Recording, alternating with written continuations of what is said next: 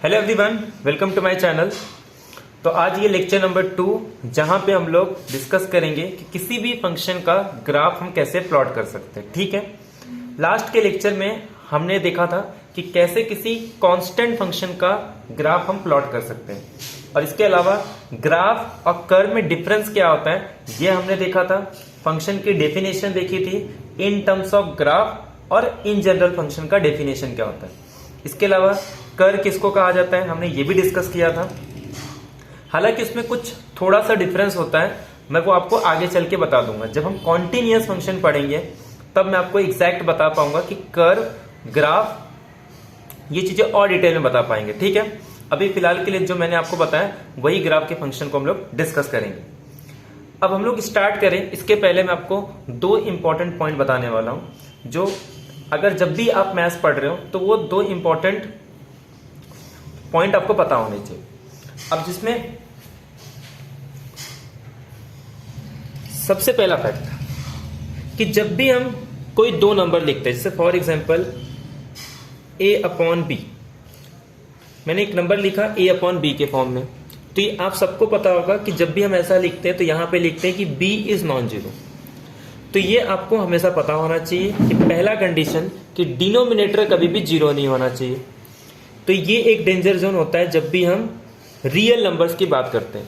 Maths के अंदर जब भी हम रियल एनालिसिस पढ़ेंगे या रियल नंबर्स, तो डिनोमिनेटर कभी भी जीरो नहीं होना चाहिए। तो ये एक पहला डेंजर जोन है मैथ्स के अंदर। और सेकेंड, कभी भी रूट के अंदर निगेटिव नहीं होना चाहिए। अब क्यों नहीं होना चाहिए?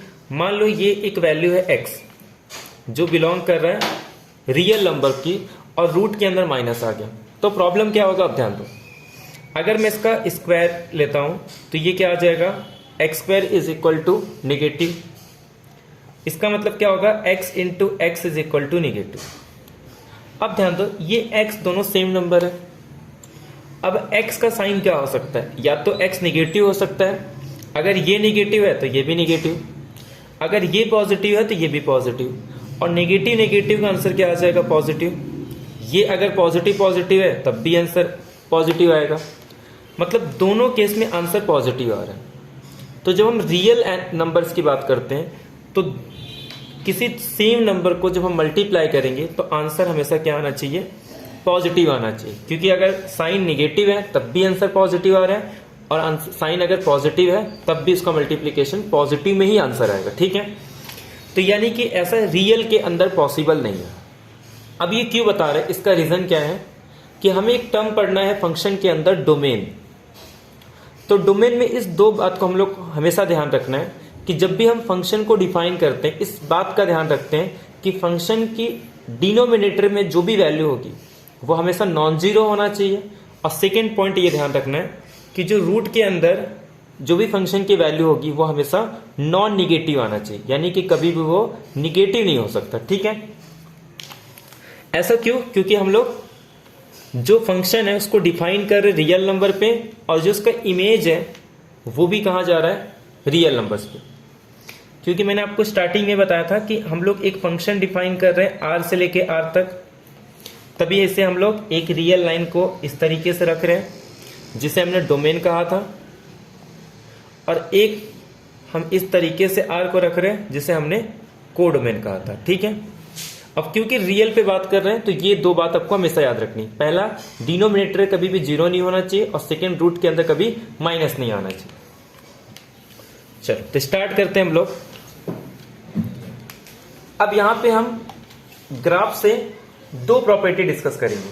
पहला कि किसी फंक्शन का डोमेन कैसे निकालेंगे अगर हमें उसका ग्राफ पता हो। किसी फंक्शन का अगर मैं ग्राफ प्लॉट कर पाऊं तो उसका डोमेन कैसे निकालेंगे। सेकेंड, उसका रेंज कैसे निकालेंगे। तो ये दो टॉपिक हम लोग कह सकते हैं, या दो पॉइंट को हम लोग डिस्कस करेंगे, एक डोमेन और एक रेंज। कि फंक्शन की डोमेन कैसे निकाली जाती है ग्राफ की हेल्प से, और ग्राफ की हेल्प से कैसे किसी फंक्शन का रेंज निकाला जाता है। ठीक है, तो ये चीजें हमें डिस्कस करनी है। अब समझो, सबसे पहला पॉइंट, अगर मैं कोई फंक्शन डिफाइन कर रहा हूं r से लेके r तक,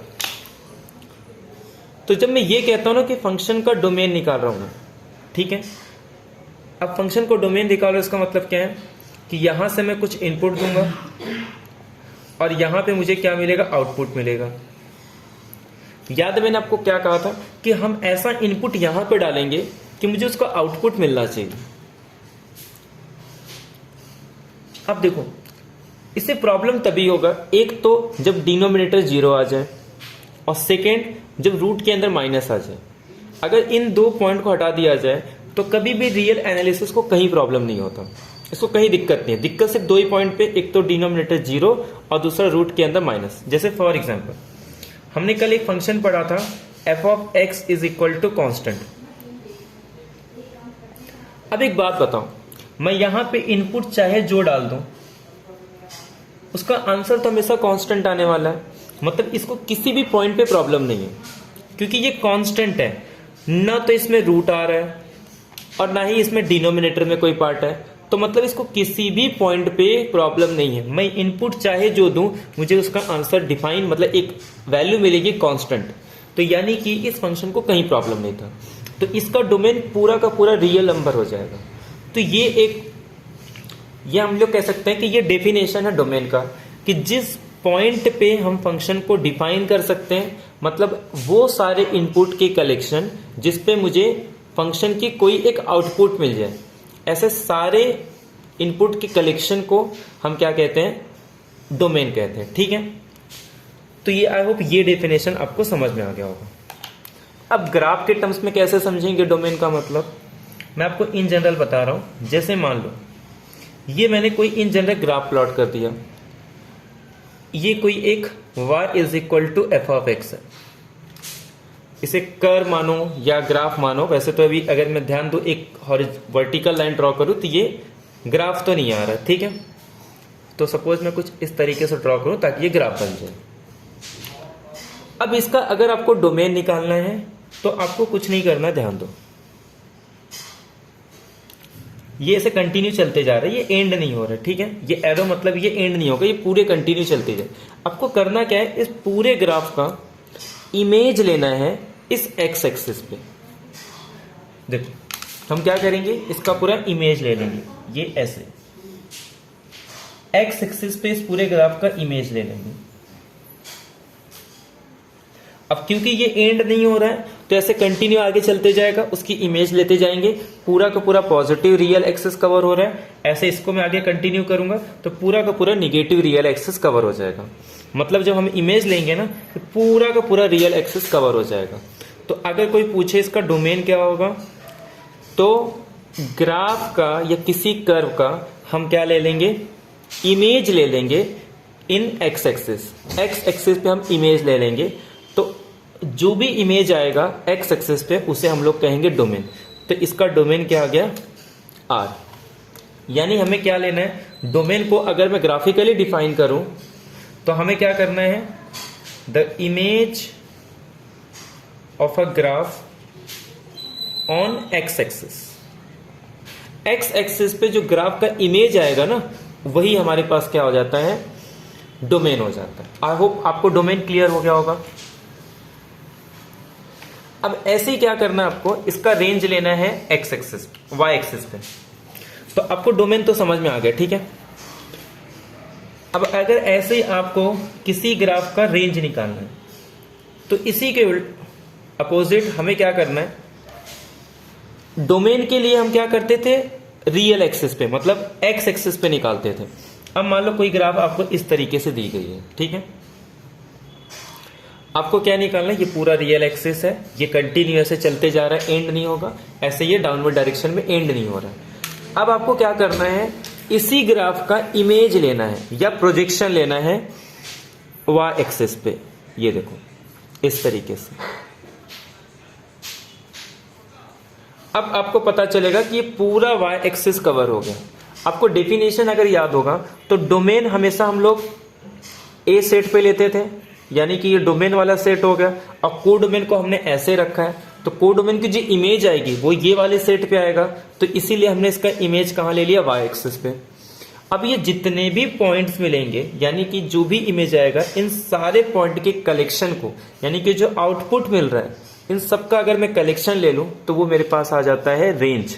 ये देखो ये पूरा कोडोमेन है। कोडोमेन तो बी सेट जो है ना, ये पूरा रियल एक्सेस कोडोमेन है।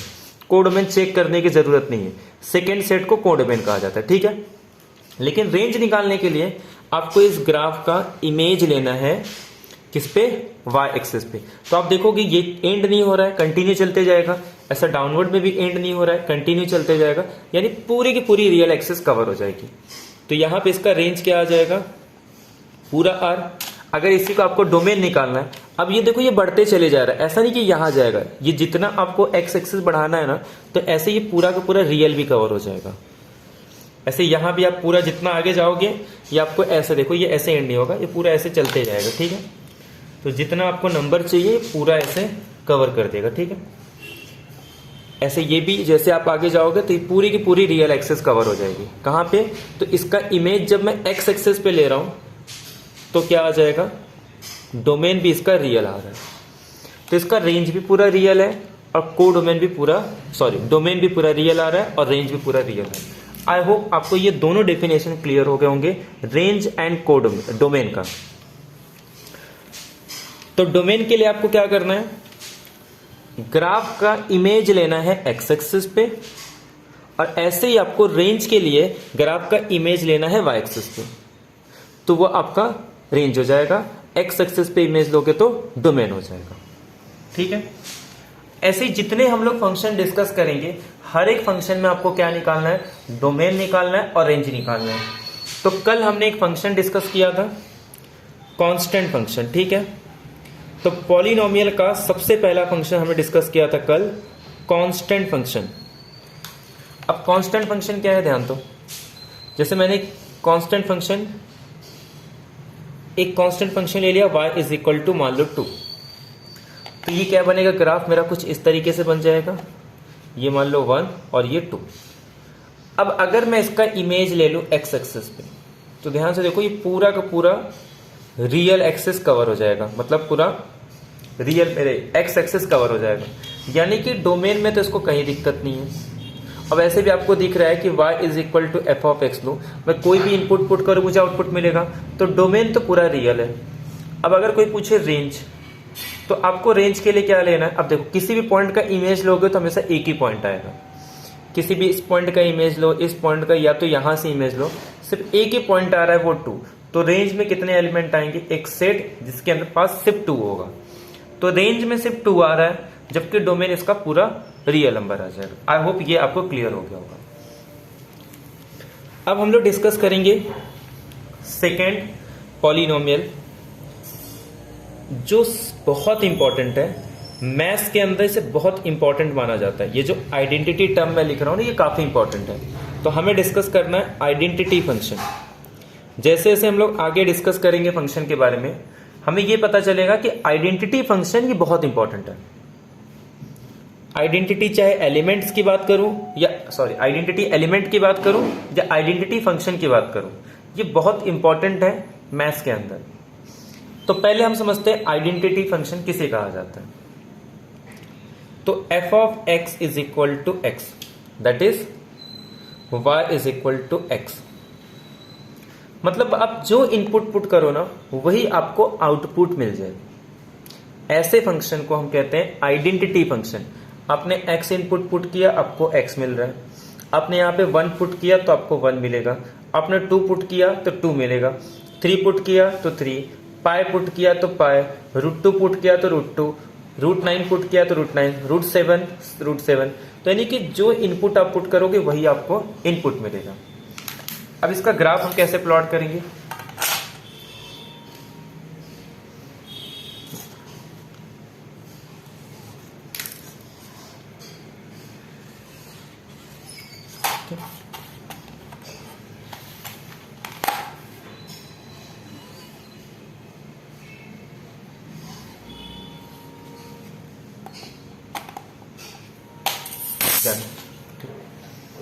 जैसे ही ले लेते हैं। चलो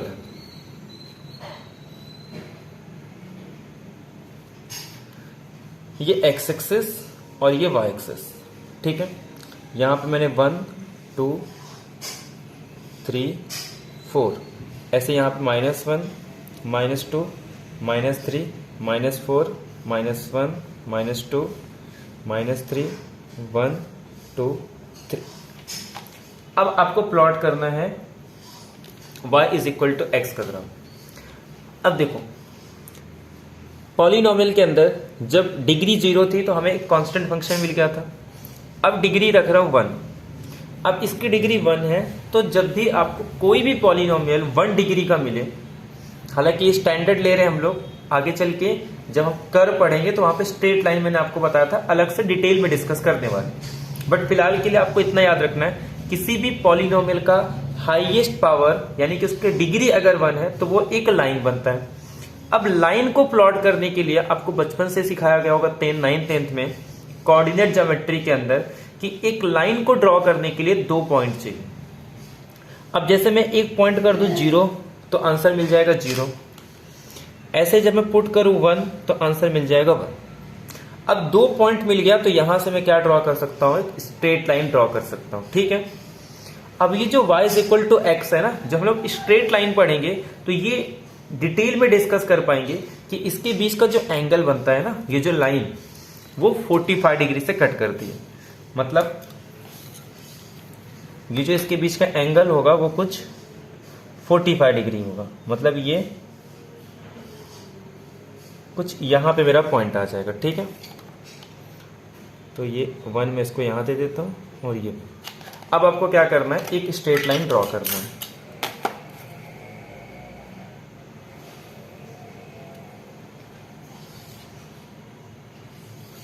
ठीक है, ये आपका सबसे इंपॉर्टेंट आइडेंटिटी फंक्शन बन गया, ठीक है। अब सीधे ऐसे स्ट्रेट लाइन भी खींच दो, वो y is equal to x होगा, बट आपको याद रखना है कि इसके बीच का जो एंगल होता है 45 डिग्री। अब ये बताने का रीजन क्या है, क्योंकि जब हम आगे किसी भी इनवर्स फंक्शन का ग्राफ प्लॉट करेंगे ना, तो हम जैसे हमने x एक्सिस पे इमेज लिया था, y एक्सिस पे इमेज लिया था, तो ऐसे इस लाइन के रिस्पेक्ट में हम उसका इमेज लेंगे, ठीक है, मिरर इमेज लेंगे। वो आगे हम लोग डिस्कस करेंगे, बट फिलहाल के लिए आपको ये याद रखना है कि आइडेंटिटी फंक्शन बहुत इंपॉर्टेंट है। तो ये आपके पास आइडेंटिटी फंक्शन बन गया। अब आपको क्या इसमें से निकालना है, तो आपको इसका डोमेन निकालना है, आपको इसका रेंज निकालना है, ठीक है। तो ये मैं बता नहीं रहा हूं, सिंपल है, देख के ही पता चल रहा है, बट फिर भी आपको इसका आंसर कमेंट बॉक्स में बताना है कि आइडेंटिटी फंक्शन का डोमेन क्या है। और खासकर जो 12th के स्टूडेंट देखेंगे उनको, या JEE वाले, जेई के स्टूडेंट और 12th के स्टूडेंट्स को ये बताना है कि इस फंक्शन का डोमेन क्या होगा और इस फंक्शन का रेंज क्या होगा। कमेंट बॉक्स में कमेंट करके बता सकते हो कि आइडेंटिटी फंक्शन का डोमेन और रेंज। डेफिनेशन क्या है, इस पूरे ग्राफ का इमेज लेना है x एक्सिस पे तो डोमेन, y एक्सिस पे इमेज लेंगे तो रेंज आ जाएगा। ये लाइन कभी एंड नहीं हो रहा है, ऐसे ये लाइन कभी एंड नहीं होगा, या ऐसे आगे कंटिन्यू चलते जाएगा, ऐसे ये आगे ये भी कंटिन्यू चलते जाएगा, ठीक है। तो ये आप इसको स्क्रीनशॉट ले सकते हो या फिर आप इसको पॉज करके इसे प्लॉट कर सकते हो, ठीक है। तो ये हमारा सबसे इंपॉर्टेंट और सेकेंड फंक्शन है जिसे आइडेंटिटी फंक्शन कहते हैं, ठीक है।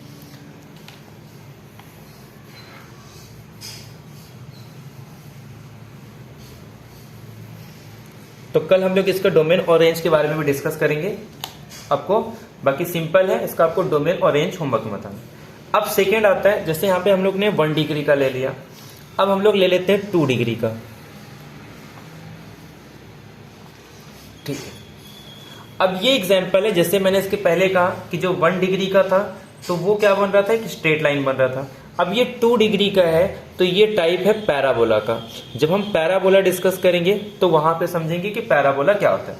अभी आपको जस्ट याद रखना कि ये जो भी ग्राफ बन रहा है ना, वो पैराबोला का ही एक टाइप है, ठीक है। अब फिर से एक पैराबोला प्लॉट करना है। अब स्ट्रेट लाइन के जैसा ये नहीं है कि 2 पॉइंट से मैं एक इसका ग्राफ प्लॉट कर पाऊं। तो अब ध्यान दो, इस पे जब मैं 0 पुट करूंगा तो आंसर 0 आ जाएगा, जब मैं 1 पुट कर रहा हूं तो आंसर 1 आ जाएगा, जब मैं -1 पुट कर रहा हूं तो आंसर -1 होगा। तो 1.0 मिल गया, 1.1 और 1.1। अब क्योंकि ये एक स्ट्रेट लाइन नहीं है, अगर स्ट्रेट लाइन होता तो मैं एक लाइन यहां से ड्रॉ कर देता और एक लाइन यहां से ड्रॉ कर देता, ठीक है। बट जब हम डेरिवेटिव पढ़ेंगे तो ये समझ पाते हैं कि ये जो ग्राफ है ना, एक स्मूथ ग्राफ बनेगा, यानी कि स्ट्रेट लाइन के जैसा नहीं बनता। यानी कि जो ग्राफ बनेगी कुछ ये टाइप का ग्राफ बनेगा, ध्यान दो, इसका ग्राफ जो बनता है कुछ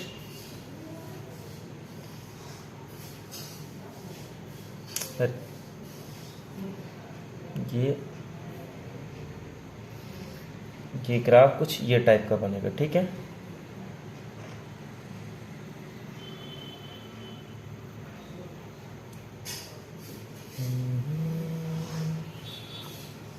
ये ठीक है, ये ज्यादा ये एकदम वो हो गया, आपको इस टाइप से नहीं बनाना, आपको कुछ ऐसे बनाना है, ठीक है।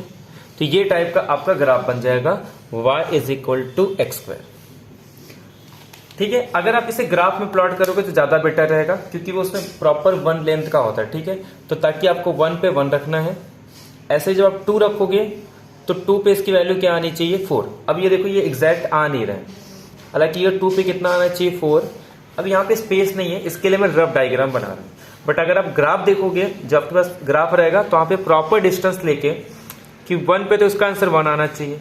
जब मैं यहाँ पे 2 इनपुट पुट करूंगा तो 2 का स्क्वायर 4, तो यानी कि 2 पे 4 आना चाहिए। आप एग्जैक्ट वहां पे प्लॉट कर सकते हैं।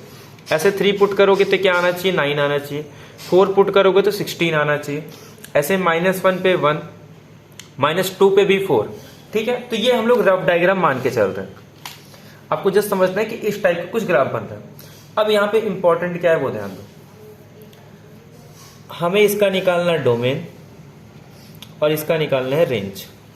तो ये होमवर्क में रहेगा, इसका डोमेन जब आप x एक्सिस पे इमेज लोगे तो इसका डोमेन आ जाएगा, और जब y एक्सिस पे इमेज ले लोगे तो रेंज आ जाएगा। अब यहां से मैं आपको बता रहा हूं कि जब आप डोमेन और रेंज डिफाइन करोगे तो कल मैं आपको और 2 डेफिनेशन बताऊंगा कि 1-1 किसको कहा जाता है और ऑन टू किसको कहा जाता है। 1-1 जिसे इंजेक्टिव के नाम से भी जानते हैं, ऑन टू जिसको सर्जेक्टिव के नाम से भी जानते हैं। क्योंकि ये दोनों पता चल गया ना, तो जब मैं बार बार एक टर्म यूज कर रहा हूं इनवर्स, तब जाके हम लोग इनवर्स डिफाइन कर पाएंगे जब हमें 1-1 और ऑन टू पता हो। बट उसके लिए आपको डोमेन और रेंज काफी अच्छे से समझ में आना चाहिए, ठीक है। तो आई होप ये ग्राफ आपको समझ में होगा। अभी आपको जस्ट रफ ग्राफ समझना है कि ये इस टाइप का कुछ एक्स स्क्वायर का ग्राफ बनता है, ठीक है। एक इस कर्व बनेगा, स्मूथ वाइज कर्व बनता है।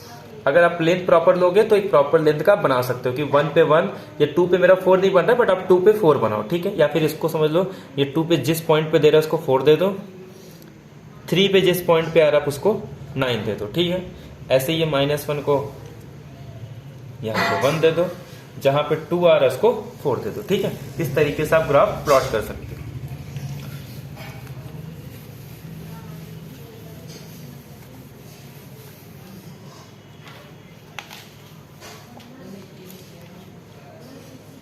अब f of x is equal to x cube. पहले हमने किसका ग्राफ देखा, y is equal to x का, फिर हमने देखा एक्स स्क्वायर का, अब हम देखते हैं एक्स क्यूब का, ठीक है। तो y is equal to x cube का ग्राफ कैसे आएगा। अब y is equal to x cube का ग्राफ जब आप प्लॉट करोगे, पहले ये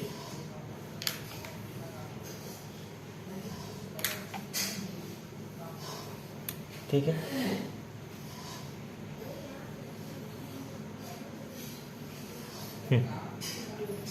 ये आपका x एक्सिस और ये आपका y एक्सिस, ठीक है।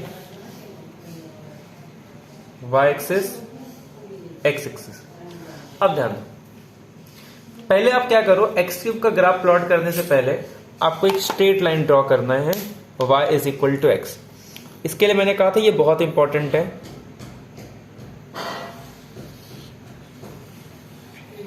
ये मैंने एक ग्राफ बना लिया y is equal to x, ठीक है।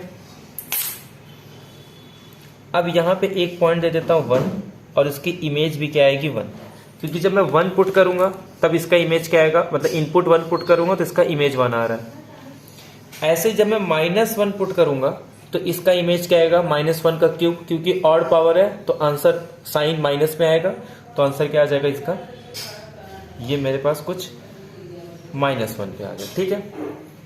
अब ध्यान दो, अब इसमें आपको कुछ बातें ध्यान रखनी है, वो ध्यान। अब देखो एक केस क्या लेके चल रहा है कि जब आपका जो x है वो बिलोंग कर रहा है 0 से 1 के बीच में, ठीक है। पहले इसको हम लोग डिस्कस करते हैं कि जब आपका x 0 और 1 के बीच में है, फॉर एग्जांपल आपका x 0.1 है, तो जब मैं आइडेंटिटी फंक्शन लूंगा तो आइडेंटिटी फंक्शन तो y is equal to x, तो y is equal to x पे इसकी वैल्यू क्या आएगी 0.1। जब मैं एक्स स्क्वायर लूंगा तो ये क्या आ जाएगा 0.1 का स्क्वायर, तो आंसर आ जाएगा 0.01। ये कैसे निकालते हैं, आप पॉइंट को भूल के पहले उसका आंसर निकाल लो और उसके बाद जितना पावर है उतने जीरो लगा दो, ठीक है। जैसे पॉइंट को भूल जाओ, 1 का स्क्वायर 1 होता है, क्योंकि स्क्वायर है तो जितने पॉइंट है उसके डबल हो जाएंगे, तो यानी कि ये 1 के बाद था तो उसके डबल मतलब 2 के बाद मुझे पॉइंट लगाना, तो 0.01। ऐसे जब हम क्यूब करेंगे तो 0.1 का क्यूब मतलब क्या हो गया 0.1 का क्यूब। तो फिर से पावर को भूल जाओ, 1 का क्यूब निकाल लो 1, और उसके बाद एक पॉइंट के बाद है ना उसको ट्रिपल कर दो क्योंकि पावर 3 है, तो यानी कि ये 0.001, यानी कि मैंने 3 के पॉइंट 0 लगा दिया, 1 2 3, ठीक है। एक बार यहां लगाऊंगा तो 1, ये 2 टाइम लगाऊंगा तो 0.01, 3 टाइम लगाऊंगा तो 0.001, ठीक है। अब आप एक चीज ऑब्जर्व कर रहे हो कि 0.1 पे x की वैल्यू 0.1 है, जब मैं पावर बढ़ा रहा हूं तो ये धीरे धीरे कम हो रहा है, समझ में आ रहा है। 0.1 पे इसकी वैल्यू x पे 0.1, x स्क्वायर कर रहा हूं 0.01, x क्यूब कर रहा हूं 0.01, मतलब 0 से 1 के बीच में अगर हम कोई वैल्यू लेते हैं तो जितना पावर बढ़ाएंगे उतनी वैल्यू छोटी आ जाती है। मतलब ये होगा कि x क्यूब का ग्राफ कुछ ऐसे होगा, और 1 पे तो सेम आ रहा है, लेकिन इसके बाद जैसे हम जाएंगे ये वैल्यू बढ़ती चली जाएगी। अब केस नंबर सेकेंड लेते हैं, ठीक है। जब x मेरा 1 से इन्फिनिटी होगा, ठीक है, मतलब ये 1 से आगे चले जाएगा। अब जैसे 0 से 1 और 1 से इन्फिनिटी है, सेम बिहेवियर इसका इसके लिए रहेगा, मतलब -0 से लेके 0 से लेके माइनस इन्फिनिटी के नेगेटिव के लिए। अब देखो इसमें क्या होगा, जब c सेकेंड केस जब x बिलोंग कर रहा है 1 से इन्फिनिटी, फॉर एग्जाम्पल मैं x को ले लेता हूं 2, तो आइडेंटिटी फंक्शन पे क्या आएगा, मतलब सेम वही रहेगा, x इज इक्वल टू 2। जब x स्क्वायर ले लेंगे तो 4 आ जा रहा है, और जब x क्यूब ले रहे हैं तो 9। मतलब x जब मेरा 1 या उससे बड़ा है तो जैसे जैसे पावर बढ़ा रहा हूं वैल्यू बढ़ रही है, यानी कि y is equal to x पे तो 1 था सेम, लेकिन जैसे मैं 2 पे जाऊंगा ना तो ये 2 पे क्या हो जाएगा 8, मतलब ये ऐसे बढ़ते चले जाएगा। तो ये कुछ इस तरीके से ग्राफ बनेगी। ऐसे यहां पे जब ये -1 मतलब -1 और 0 के बीच में होगा तो ये ग्राफ इससे ज्यादा रहेगी, फिर जैसे एक पॉइंट के बाद ये इसको क्रॉस कर जाएगी, ठीक है। तो ये आपका ग्राफ बन गया y is equal to x cube का। अब आपको क्या करना है, इसका भी आपको डोमेन निकालना है और रेंज निकालना है, ठीक है। अब अगर किसी ने बोला आपको प्लॉट करना हो x⁵ का ग्राफ, तो कैसे प्लॉट करोगे, तो जब 0 और 1 के बीच में हो तो जितना हम लोग 0 1 के बीच में रहेंगे ये उतना ही नीचे जाएगा, बट जैसे 1 के आगे जाएगा ये कुछ ये जो ग्राफ है कुछ ऐसी जाएगी, ठीक है, ये कुछ ऐसा जाएगा। तो ये y is equal to x cube का हो गया और y is equal to x⁵।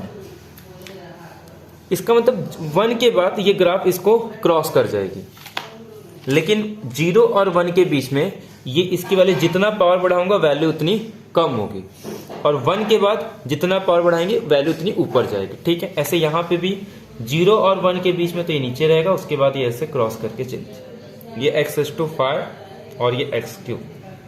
I hope ये आपको समझ में आ जाए। ऐसे और पावर बढ़ाओगे तो ऐसे नीचे, उसके बाद क्रॉस करके ऊपर चली जाएगी, ये आपका x⁵ हो जाएगा। ऐसे x⁵9 x⁵, तो ये मैंने किसका इन जनरल ग्राफ बना दिया, f of x is equal to x⁵2n-1 where n belongs to whole number, ठीक है, या फिर आप इसको नेचुरल नंबर भी बोल सकते हो। आई होप ये आपको पॉइंट क्लियर हो गया होगा, ठीक है। अब ऐसे ही मान लो अगर आपको इवन पावर के लिए बनाना हो, ये तो हो गया ऑड पावर के लिए, अब आपको इवन के लिए ग्राफ बनाना है, तो ये आप इसको प्लॉट कर सकते हैं इस तरीके से। ये हो गया आपका y is equal to x cube, y is equal to x⁵5, x⁵7 और इन जनरल x⁵2n-1। इसका भी आपको क्या निकालना है, रेंज और डोमेन, ठीक है। अब देखो, ये मेरे पास एक रियल एक्सेस, अब देखो हमने ऑलरेडी प्लॉट किया था पहले, ये अपने पास suppose y is equal to x का ग्राफ है। अब ऐसे ही ये मान लो कुछ 1, ये कुछ -1। जब 0 और 1 के बीच में रहेगी तो जितना पावर बढ़ाएंगे वो उसको मतलब उतना ही नीचे रहेगा। 1 पे उसकी वैल्यू 1 और उसके बाद उसको क्रॉस करके चली जाएगी। सेम -1 से 0 में भी ये कुछ इस तरीके से जाएगा। जहां पे 1 कट कर रहा है यहां पे मैं इसको 1 दे देता हूं, ठीक है। ये देखो, अगर आप प्रॉपर लोगे तो ये अच्छे से आ जाएगा, ठीक है। जहां पे कट कर रहे काम करो वहीं इसको ये -1 दे दो, ठीक है। ये 1 आ, ठीक है। अब अगर मुझे ये मेरे पास किसका ग्राफ हो गया, एक्स स्क्वायर का। अब मुझे ग्राफ प्लॉट करना है f of x is equal to x⁴ का। मुझे ग्राफ प्लॉट करना है x�6 का। इन जनरल मुझे ग्राफ प्लॉट करना है x�2n का, where n belongs to natural number, ठीक है। अब देखो, तो जब 0 और 1 के बीच में है तो जितनी पावर हम इंक्रीज करते हैं ग्राफ उतना ही नीचे जाता है। लेकिन 1 के बाद ये इसको क्रॉस कर जाएगी तो ये इसको थोड़ा ऐसे दे देते हैं, ठीक है। ये एक्स स्क्वायर का ग्राफ कुछ ऐसे आएगा, तो ये ग्राफ ये ऐसे आ जाएगी, ये आ जाएगी x⁴। ऐसे यहां पे भी ये पहले तो ऐसे नीचे जाएगा, जैसे ही होगा ये इसको क्रॉस करके चले जाएगा x⁴ पे। अब x�6 का है तो फिर से ये ऐसे, और फिर इसको यहाँ पे x�6 आ जाएगा। फिर ये ऐसे यहाँ से नीचे और फिर इसको क्रॉस करके x�6। हालांकि ये ऐसे होके ऐसे जा रहा है, बट ऐसा नहीं होता। ये ग्राफ मैं आपको इन जनरल बनाता हूँ, ये ग्राफ ऐसे बढ़ते चली जाती है और ये ग्राफ ऐसे यहाँ पे बढ़ते चले जाएगी। भले ये इसको नीचे से क्रॉस करे लेकिन फिर भी ऐसे वैल्यू बढ़ते जाती है। ऐसे यहाँ पे ये इसको भले ऐसे क्रॉस करे लेकिन इसे बढ़ते ही जाएगा। ये जो इस तरीके से हो रहा है ऐसा नहीं होता, ठीक है। मतलब ग्राफ, ये जस्ट मैं समझाने के लिए बता रहा हूँ कि 0 और 1 में ये ग्राफ जितनी पावर बढ़ाएंगे उतनी नीचे जाएगी, और 1 के बाद जितना पावर बढ़ाएंगे ग्राफ ऊपर चले जाएगी। बट ये ग्राफ ये ऐसे नहीं होगा, ये ग्राफ ये ऐसे, ठीक है। तो आपको इसको ग्राफ को देख के नहीं कहना कि ग्राफ ऐसे जा रहा है, ग्राफ ऐसे नहीं, जस्ट समझाने के लिए कि ये इसके ऊपर होगा, बट ग्राफ हमेशा ऐसे जाएगा, ठीक है। ये आपको समझ में आ जाएगा जब हम लोग डेरिवेटिव में पढ़ेंगे कि ये कब कहाँ बेंड होता है, इंक्रीजिंग फंक्शन, डिक्रीजिंग फंक्शन, तब आपको ये सारी चीजें समझ में आ जाएंगी। तो आई होप ये आपको प्लॉट करने आ गए। ये किसका ग्राफ हो गया, x�2n का। मतलब वैल्यू जब -1 और 1 के बीच में है तो जितना पावर बढ़ाते हैं उतनी ग्राफ नीचे रहेगी। जैसे 1 के आगे चले जाऊं या -1 से कम, तब ये ग्राफ इसको क्रॉस कर जाएगा। जितना पावर ज्यादा उतनी ग्राफ ऊपर जाएगी, ठीक है। ये ग्राफ का डायरेक्शन जो होगा ना, मान के चलो ये ऐसे डायरेक्शन तो इस तरफ होगा, इसका इस तरफ डायरेक्शन, ऐसे डायरेक्शन नहीं जाएगा, ठीक है। ऐसे और ऐसे नहीं, ये ऐसे समझो, ये कोई डायरेक्शन इसका ऐसे ही रहेगा।